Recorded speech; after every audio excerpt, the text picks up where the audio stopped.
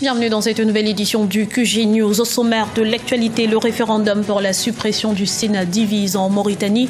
L'opposition entend s'unir contre toute modification constitutionnelle en faveur de cette réforme. Le président Ismaël Omar Guelleh a été réinvesti à la tête de Djibouti ce dimanche. Quelles sont les attentes du peuple pour ce nouveau quinquennat? Élément de réponse dans ce journal. Et puis J-2 avant l'ouverture à Kigali au Rwanda du 26e sommet du Forum économique mondial sur l'Afrique. Plusieurs chefs d'État et de gouvernement y sont attendus. L'opposition mauritanienne en marche contre le projet de suppression du Sénat proposé par le chef de l'État, Mohamed Ould Abdelaziz. Des milliers de militants ont manifesté ce samedi à Nouakchott à l'appel du Forum national pour la démocratie et l'unité, coalition d'opposition. Les détails avec Birama Saounera.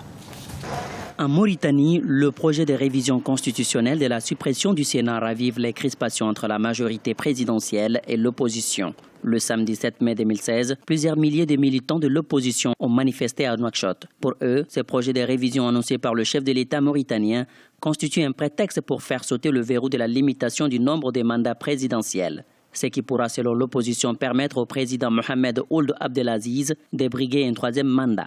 Nous avons organisé cette marche pour exprimer notre refus à toute intention de toucher à la Constitution parce qu'il est clair que le chef de l'État veut, dans cet agenda unilatéral, toucher aux mandats qui sont limités à 2 alors qu'il est en train de terminer son dernier mandat. Autre point évoqué par l'opposition au cours de la manifestation, le manque de dialogue consensuel dans lequel tous les Mauritaniens se retrouvent. Certains observateurs estiment que la suppression du Sénat entre dans le cadre de l'amélioration des conditions des populations mauritaniennes. On est dans une période où le gouvernement propose énormément de projets de loi sur des questions aussi importantes de la vie des citoyens.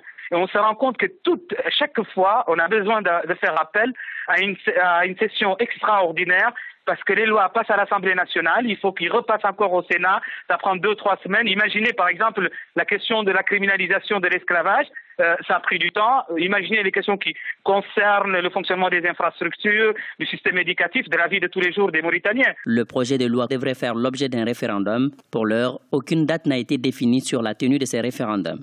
Toutefois, le président Mohamed Ould Abdelaziz a lancé une invitation à un dialogue à l'opposition. Dans cette invitation, l'opposition a jusqu'à 3 semaines pour confirmer ou infirmer sa participation au dialogue national. Après de longues semaines d'interruption, le procès de Laurent Gbagbo et de Charles Blé Goudé a repris à La Haye ce lundi. L'ancien chef d'État ivoirien et son ministre sont poursuivis. Nous vous le rappelons pour crime contre l'humanité. Cette nouvelle session qui doit durer 2 semaines sera consacrée à l'audition des témoins de l'accusation. Le témoin du jour dont on ignore l'identité doit être entendu sur 85 documents dont des vidéos. Et sachez qu'Africa 24 vous fera vivre tout au long de la semaine les audiences de ce procès en direct de La Haye aux Pays-Bas. Après la paix en 1999, le développement économique en 2005, puis les grands projets structurants en 2011, sonne l'heure de la redistribution sociale à Djibouti. Le président Ismaël Omar Guelleh, investi pour un 4e mandat ce dimanche, s'est engagé en ce sens. Réaction des citoyens djiboutiens dans ce reportage de notre envoyé spécial, Olivier Diacotan, commenté par Idelette Mirabel Bissou. Le président Ismaël Omar Guelleh dispose de 5 ans pour accélérer le développement de Djibouti. La redistribution équitable des fruits de la croissance, la lutte contre le chômage et l'atténuation des inégalités sociales sont autant de préoccupations chères au peuple djiboutien. Les Djiboutiens sont venus nombreux à sa prestation de serment ce 8 mai 2016. Ils ont tenu à rappeler au président élu leurs priorités pour ce 4e mandat. Même si le chômage est un problème épineux, mondial, qu'on ne peut pas résoudre facilement, mais je pense que le président de la République va organiser une équipe qui s'occupe de ce fléau. Maintenant, il nous reste à ce que les Djiboutiens retrouvent l'espoir, à ce que les Djiboutiens pensent qu'ils ont une égalité de chance, à ce que les Djiboutiens aillent au travail. Il a mis la jeunesse au cœur du développement du pays. c'était un discours prometteur.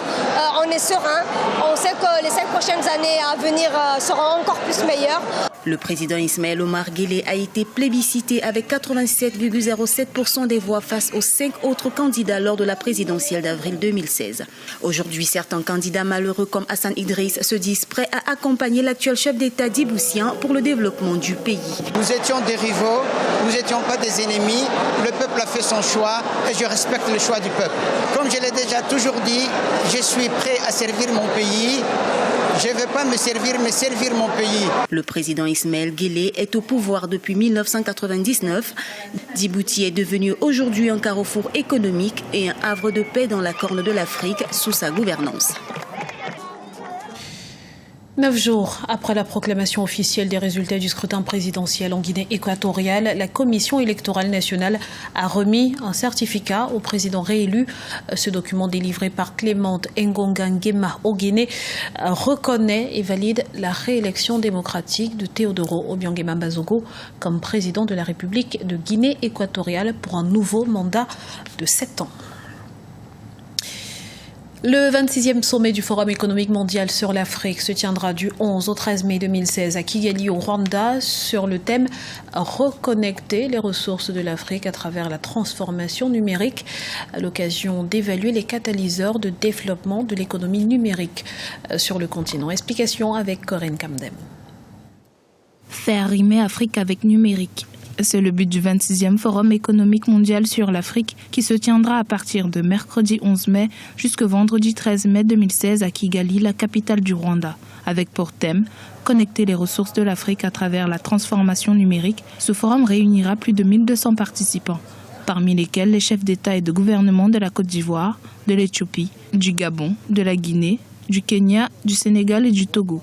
L'Afrique a tout intérêt à tirer un maximum d'avantages de cette révolution numérique. Lorsque vous voulez créer une entreprise, quelle que soit l'activité, vous devez réunir un certain nombre de facteurs, des facteurs humains, des facteurs techniques et des facteurs financiers. Si on prend rien que le facteur technique, ça demande beaucoup de moyens. L'avantage du numérique, c'est que ça fait du cost killing, c'est-à-dire que grâce au numérique, vous avez la possibilité de créer votre entreprise à partir de rien.